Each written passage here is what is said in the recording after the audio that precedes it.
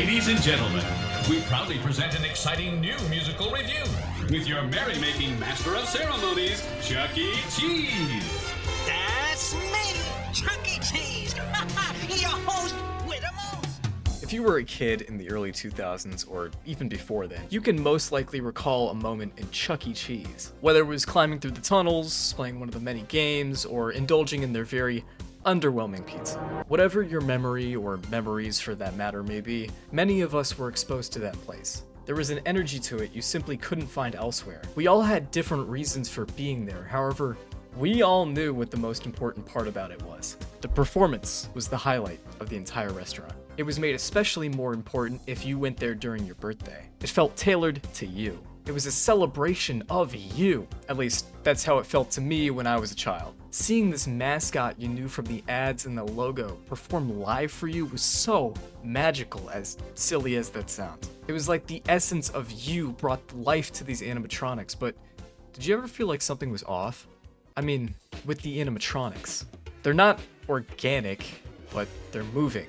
And ordinarily, metal doesn't just move like a human. This thing isn't real though. You can't just get off the stage and walk around, that's ridiculous. But if it could, what would it do? It wouldn't hurt me, right?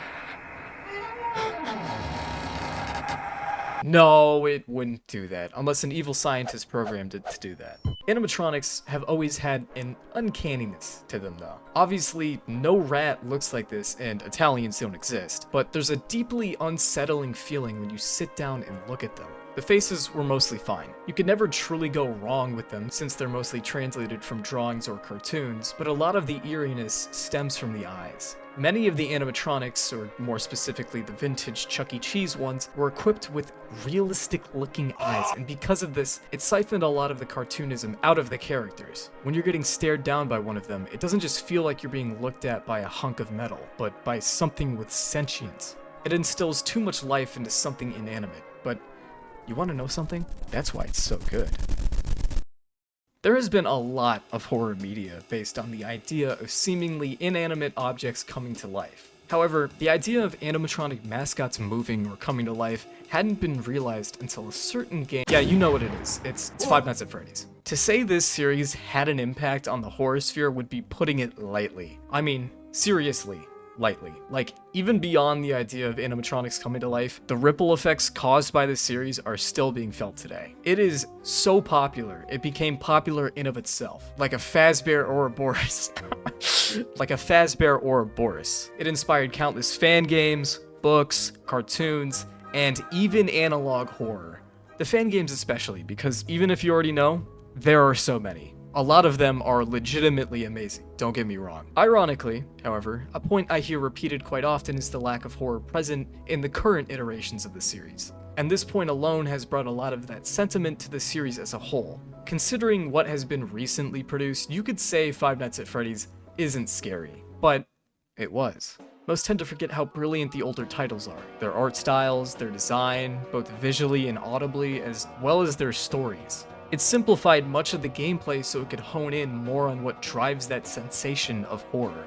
It's likely why so many revisit these games. While the jump scares might be cheap, you are surrounded by layers of creative depth. But with that in mind, join me as I talk about the artistic beauty of Five Nights at Freddy's.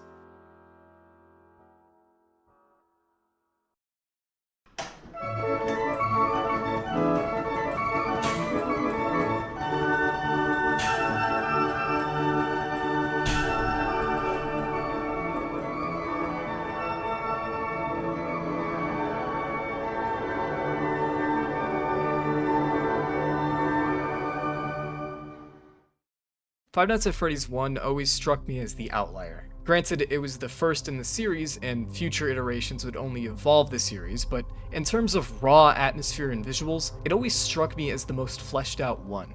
From the office to the cameras, it was all just quiet. For a game that came out in 2014, it wasn't exactly pushing the envelope for graphic fidelity, but even still, the style was something that hadn't been seen before. It had such a unique visual presence. It was reminiscent of a 90s computer game that had just been recently uncovered. The game thrived off the essence of limitations. From a gameplay sense, you as the player are limited in what you can do in the game. The real lack of clarity through the cameras as well as the environment around you makes the entire world feel ghostly. The lighting elevates the horror tremendously as well. It is visible the moment you start the game. You're given just enough light to ease you into your office, but only so many details are truly visible. The lighting doesn't stretch far enough to cover the hallways, so you're made to look into this pitch black opening on both sides of your office. It leaves so much up to the imagination. Arguably, the best use of the lighting occurs in the dining room.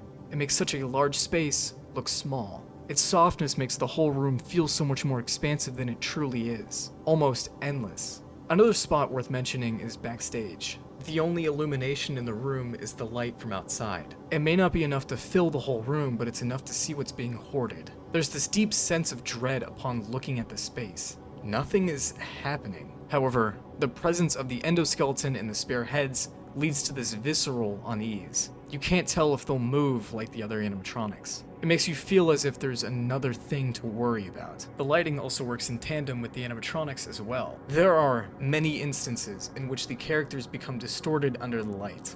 They look entirely different in some areas. They're so much more deformed. However, more often than not, a lot of the scariest moments come from Chica. Chica serves as the centerpiece of this game in my opinion, because without her, there'd really be no perfect example for why the horror works so well. Whenever she's on screen, she's almost always contorted in a more grotesque depiction. The instance where this works the best is when she's in the corner. What sells me the most on this frame is just how animalistic she appears. It's detached from how we'd seen her leading up to this position. It's such a contortion of her appearance that she feels like an entirely new character. On top of that, the exposure of her endoskeleton adds this extra layer of horror because it doesn't look anything like a piece of metal. Instead, it resembles a human jaw. One of the other visual aspects that I enjoy is the game over screen. It is undoubtedly one of the most horrifying stills in the game, as it shows you the consequences of getting caught. Another aspect this game utilizes to perfection is sound, as well as the lack of it. This game uses sound very sparingly, and this works to great effect because it's not necessarily meant to startle you. There's a sense of depth in the ambiance of the game. As I mentioned previously, it feels ghostly. Given the context of the game, it works very well. But I believe what manages to make the sound so horrific is how diegetic it is. There are no easily identifiable instruments, so your brain doesn't categorize it as a part of the soundtrack.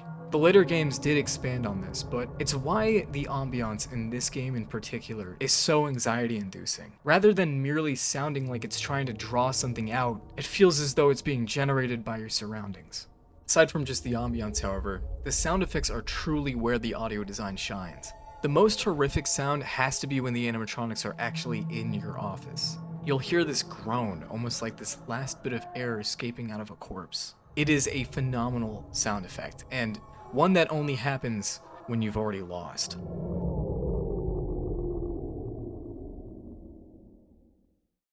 Don't forget the music box. I'll be honest, I never liked that puppet thing. It's always thinking, and it can go anywhere. I don't think the Freddy mask will fool it, so just don't forget the music box. Anyway, I'm sure it won't be a problem. Have a good night, and I'll talk to you tomorrow. Now, Five Nights at Freddy's 2 has always been kind of gray for me. Generally speaking, the game lacks a lot of the horror elements that were present in the first game. The initial cutscene before playing the game instills this idea that the game is going to keep leaning more into that eerie atmosphere. However, you come to find out that a lot of the design choices that made the first game so effective have more or less been left in ruin. Five Nights at Freddy's 2 deviates a lot from the principles the first game set up, but that isn't to say there aren't aspects of genuine horror. The real highlight of this game originates from the designs of the withered animatronics. Comparing the withered animatronics to the first game, they're far more gritty in appearance. The lankiness of the animatronics makes them so much more imposing than any of the others we've seen before. It's made scarier when you factor in their appearances. These animatronics tapped into an entirely new fear, the nature of degradation. Seeing the characters we established ourselves with from the previous game in such a state of decomposition is horrifying. Parts of their bodies are missing and there's this collection of grime that covers them. It's like seeing a rotting animatronic in real life. If you know what it looked like before, it makes it all the more dreadful, as you remember its original form. However, now you're witnessing it as this deteriorated statue fitted with rotting fur and torn cloth. I think it's why out of all the characters in this entire series, these have always been the most disturbing to look at. The lack of exaggeration makes them even scarier, as they look far more detailed, and therefore more real in comparison to how we viewed them in Five Nights at Freddy's 1. Also carrying over from the first game, Chica's wither design is by far the scariest out of the entire cast. Chica is so detached from anything that could even be considered friendly looking, even though her face is still intact. She is so defined that the cartoony look is completely absent, and instead, it was replaced with this hollowness. Combined with the lighting, it evokes this unnerving feeling. A lot of what I feel elicits this reaction is the fact that Chica never really seems to move. Even for all of the unpleasantries of the other characters' designs, you could at least gain some comfort from the fact they were constantly in different positions. It didn't help to make the situation any less concerning, but they weren't just statues creeping closer. Chica, on the other hand, is constantly in this position, no matter the location.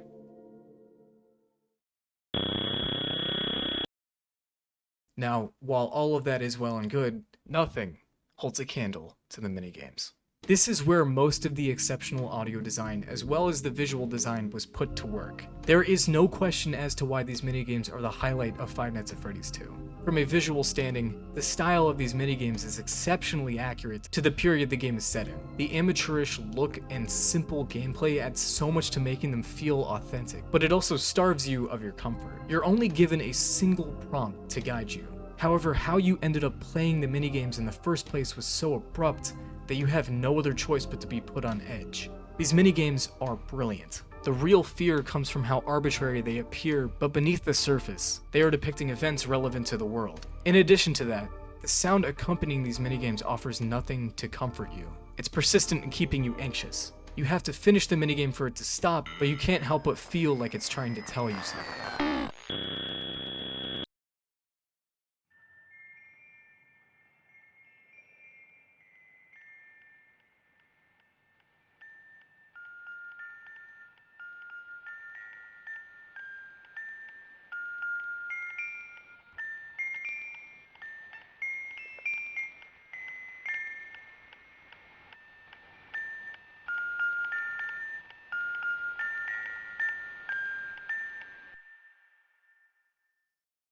Five Nights at Freddy's 3 is where the series truly began to expand upon the foundation it had established. Arguably the best part about this game is the composition. This game felt like it paid a lot more mind to how the world was supposed to be conveyed.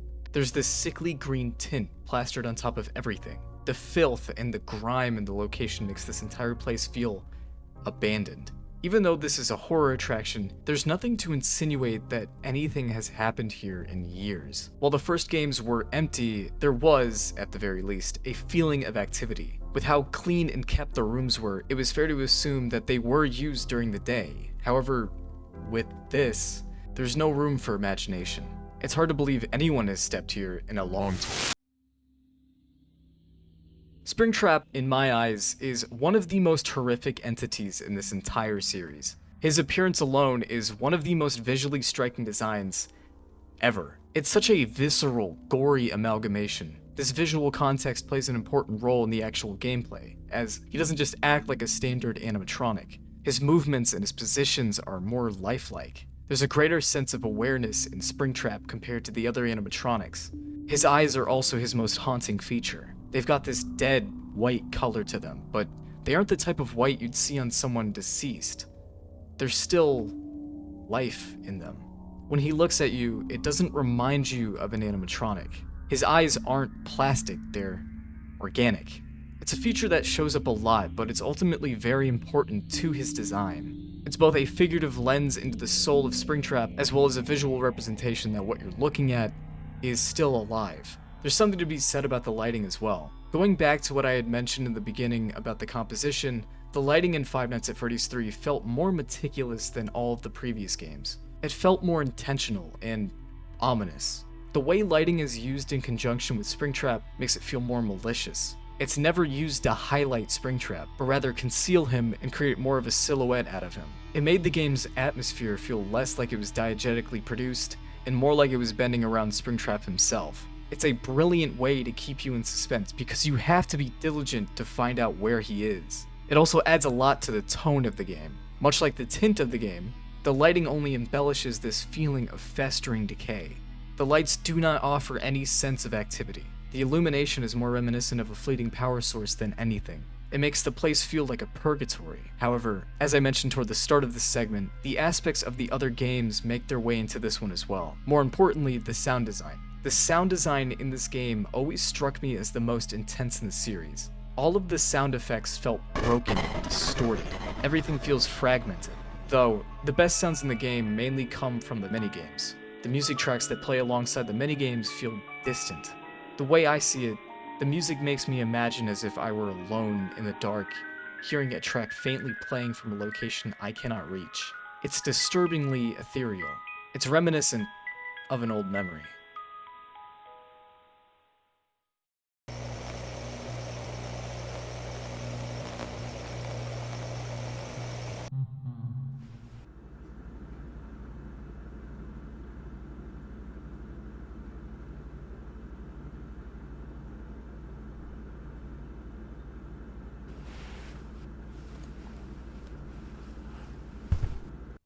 Five Nights at Freddy's 4 is my favorite in the entire series, and for many others as well. This is really where the story began to unravel, and where I feel Scott's attention to details shined the hardest.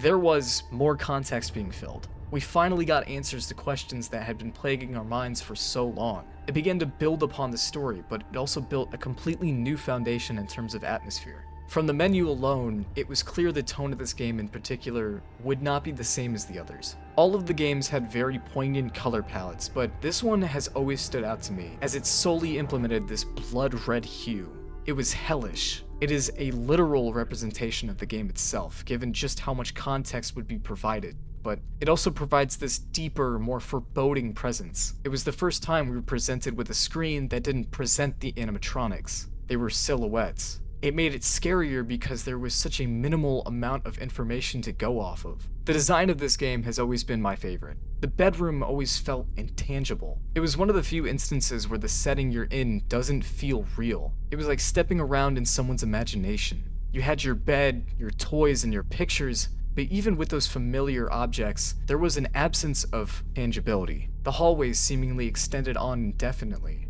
The only real light to provide you with any information was your flashlight, and even then, it could not span on far enough to encapsulate the entire corridor.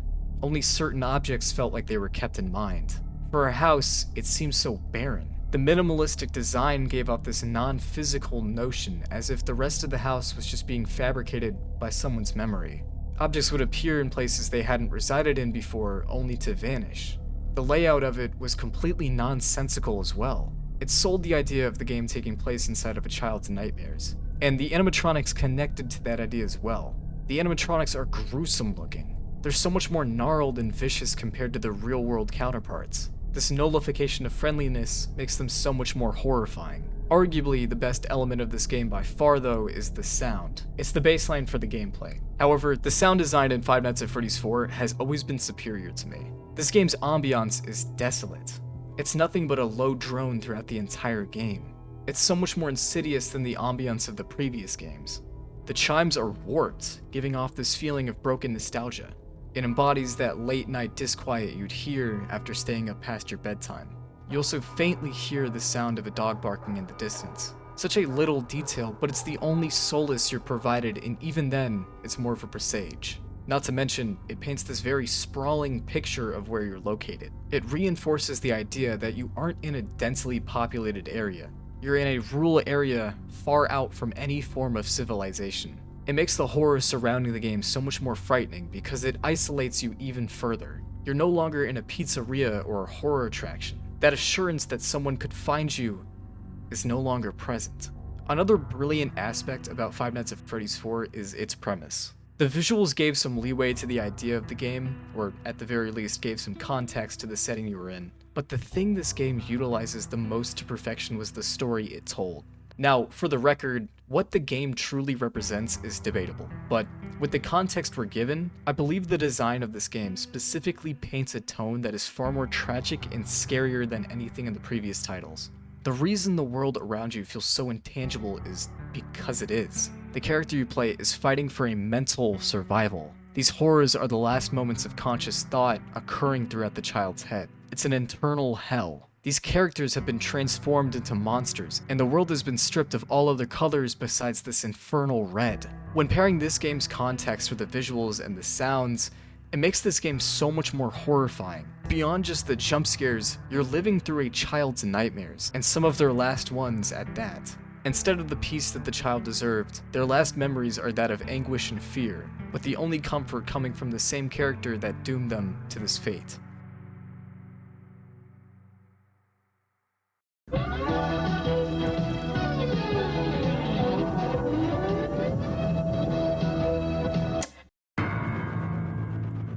Sister Location is a curious case because it was a total subversion from the design principles that had been established, both in terms of visuals and gameplay. This game felt revolutionary in the sense that it managed to break the mold in terms of how the story was presented and how you went about experiencing it. This game took on a more technologically advanced aesthetic, and I think that worked to great effect. The elevator has always been my favorite room in the entire game. It's the starting point and the only visual you see upon entering, but it makes for one of the most impactful sequences in the entire game. Every Five Nights at Freddy's game before Sister Location had you immediately start in the office, but since there's no real office in Sister Location, you're left confused. There's no context as to where you're headed or how far down you're traveling. You're left in the suspense for what's awaiting you. It's not dark enough to frighten you, but it's too dimly lit to make you feel at ease. And the moment you reach your destination, another location where the visuals shine is when you step foot into the main control room. While nothing can technically hurt you in this room, the low light and claustrophobic feeling of it is discomforting, if not overwhelming. Another point I already touched on is the lighting. I've mentioned the lighting in every game, but I cannot stress how masterful it is. The breaker room, in my opinion, is one of the best examples of how impactful the lighting is in this game. The alien design, as previously mentioned, makes the space so much more terrifying, as there's no means of familiarizing yourself with it. Every time a spark pops above you, you're greeted with this moment of illumination. You catch small glimpses of what the area is supposed to be, but even still you can't effectively visualize your surroundings. The structure looks like it's in constant flux. However, the light also emphasizes something more important. You're not alone.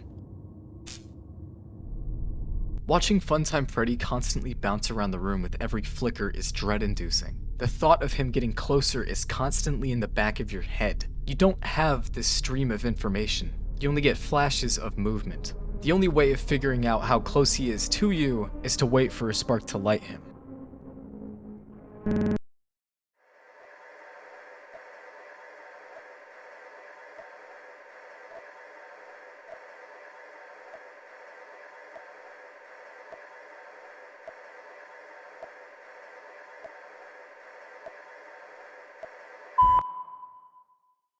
Pizzeria Simulator is the last installment in the mainline Five Nights at Freddy's series, and the one with the least amount of horror elements. This game is a tough one for me because it's never really been all that horrifying. All you're doing is setting up your own pizzeria and buying items. It's silly, if not disappointing, so that's all I'll say about this game. There isn't really anything else to it. I wanted to do something different for Pizzeria Simulator because I feel as though there's only one aspect that truly stands out as horrific to me. Now, I don't say this to put down the game. In fact, it's more of a praise than an insult. The salvage minigame in Pizzeria Simulator, in my eyes, is one of the most fear-inducing segments in any Five Nights at Freddy's game. What it manages to pull together with its visuals and its sound is a perfect concoction of horror. The idea, while simple in premise, is exceptionally unique to me. There's so much buildup and anticipation to the jump scare, and you can certainly prevent it with your taser, but you can't help but feel inclined to watch the animatronics slowly and surely move every so often. Molten Freddy's salvage minigame stands as my favorite out of all the characters you inspect. His eyes become so beady and lifeless under the light, and his face becomes so much more imposing and deformed. It makes you think, There's no possible way this animatronic is alive or even active. The stature and the fragmented face add to that notion that what you're looking at is nothing more than a hunk of metal. But the moment you notice his movement, you're put on edge. The subtlety of it is terrifying as is, but the posture he shifts to is that of alertness. And it transitions into malice after that, with his face getting even closer. This minigame is phenomenal at closing the space between you and the threat. There is, to my knowledge, still nothing quite like these minigames. Compounded with the lighting and the general designs of the animatronics, these minigames compile all of those developed elements into one, and I believe that's what makes this game's horror worth mentioning.